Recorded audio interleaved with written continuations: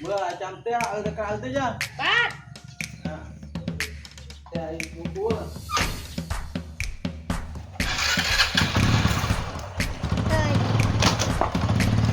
con búa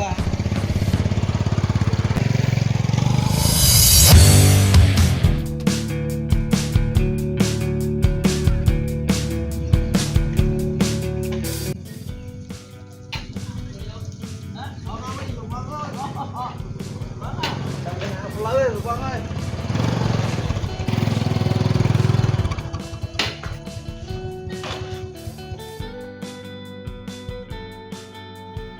Chôm ở đây em có tia miền ăn được tia mùi không mưa này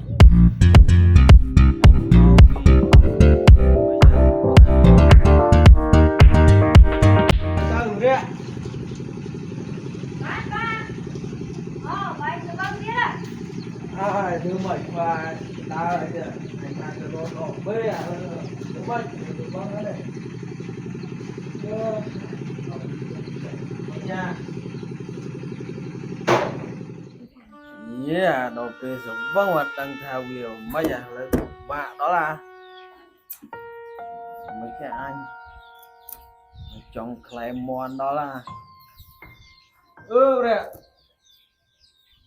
hãy mưa quay mon ngầu ấy mà anh rồi nứt được clean mon nó bây giờ vắng nữa mấy cha Tại nhà bây giờ vâng chẳng ngờ sợ sạch môn. Bây giờ giờ vâng ở trong hồng bờ hốc. rồi bây giờ vắng chứ mấy à clean được sạch mon nè ọt giờ vắng nó cũng khơi nha bây giờ vắng nhưng nó khơi nhà mon ngầu rồi mà hãy mưa chặt chay nhà đấy mà giờ vắng ấy đang chặt trà với thì sẽ sạch mon ngày Ngày dân ta bạch ban. Rồi ta vô bàn chạp ban à. hãy mưa giờ bia mà bánh bia mà anh à như vậy phần năng dùng cao rồi cha mua này bánh gì miền này chạm đã cố cái và thà mình đứng rồi và bị chạm đã cố cả đã anh từ rồi con ấy với vừa con ấy bán tí từ rồi con ấy chung bán tí anh Về ở giờ vâng sạch môn. Về ở giờ vâng ở anh hồng bờ hốc. Giáp mền.